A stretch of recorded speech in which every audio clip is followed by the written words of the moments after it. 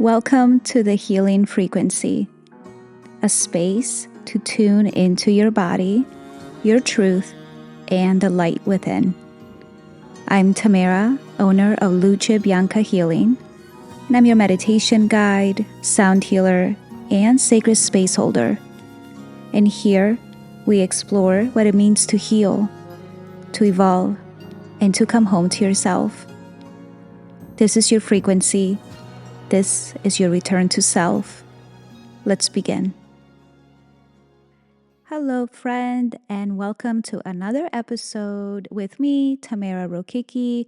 This is the Healing Frequency podcast, where my wish is to bring you weekly inspiration and uplifting information so that hopefully we can create a community of like-minded individuals who support one another as we try to grow into the best versions of ourselves and navigate this crazy thing called life. So today I want to talk to you about something that I know touches so many of us, especially those of us walking a heart-centered path. And it's something that it really affects every single person at some level. And it's creative burnout and what I call energetic leaks. So if you're someone who's constantly holding space, creating, dreaming, giving, nurturing, you have probably felt this before. That deep, subtle drain, not the kind of tired you can nap away, but the kind that dims your spirit, the kind that makes it hard to access your creativity, your clarity, or even your joy. And trust me, I have been there. I preach this concept to myself constantly, and I'm always a work in progress. I say this not because I'm preaching, but because it is also a great reminder for myself. In the last couple of years, I have reached several burnouts, and half of them were creative burnouts, where I wasn't able to do or plan or even think about those creative outlets and creative joys that made me feel fulfilled in life.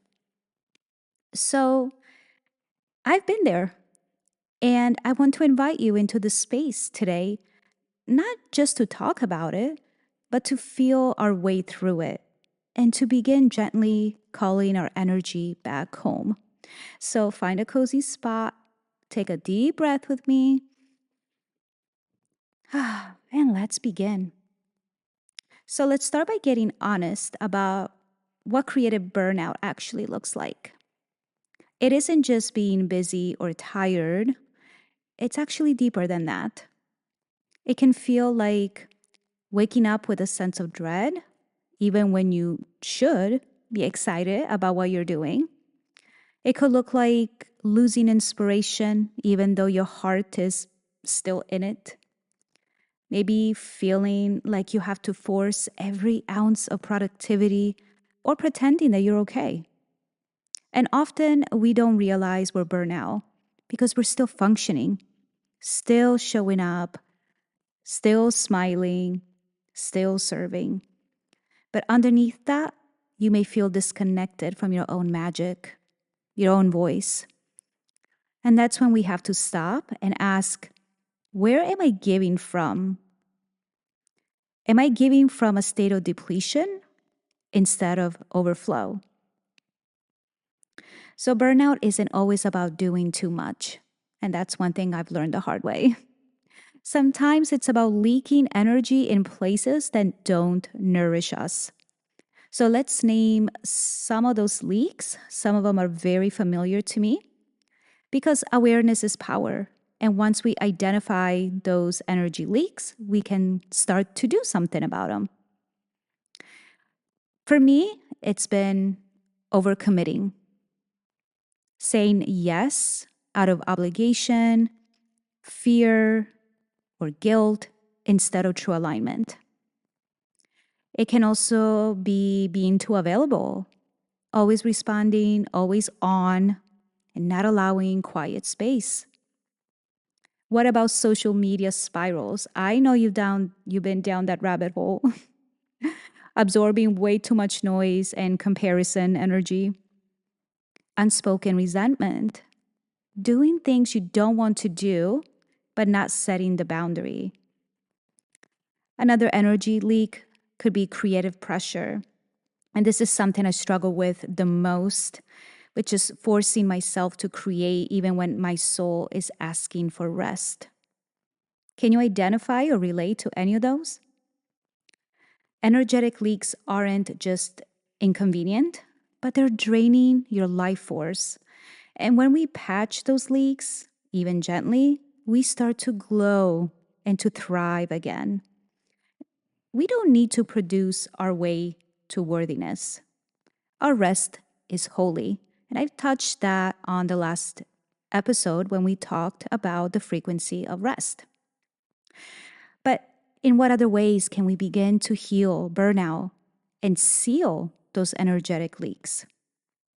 Well, it starts off soft and with sacred repair, not with pushing, not with shame, but with tenderness.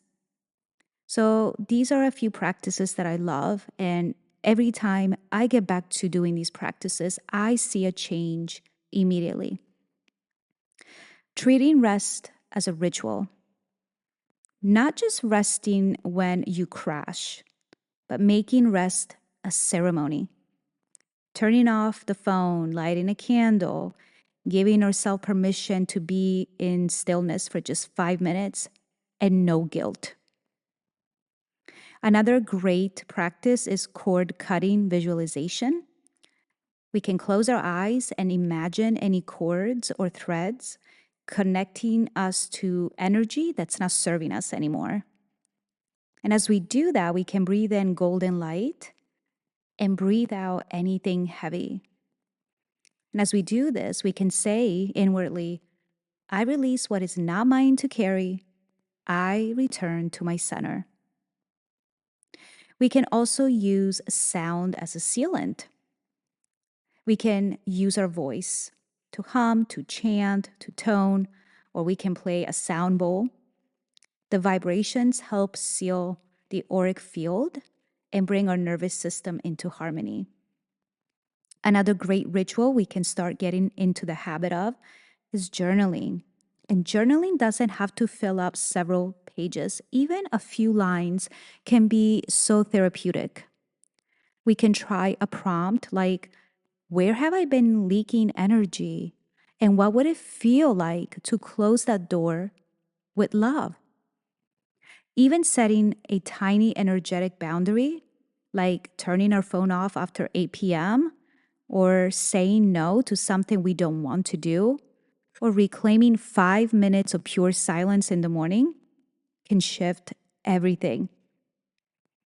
The truth is, you're not here in this world to burn out. You are here to light up from within, but you can't light the world if your flame is always flickering. So let's go ahead and start to work on these little energy leaks by patching them up together. Let's start taking another deep breath. Inhale deeply through your nose. And on the exhale, I encourage you to whisper to yourself, I call my energy back. I am whole.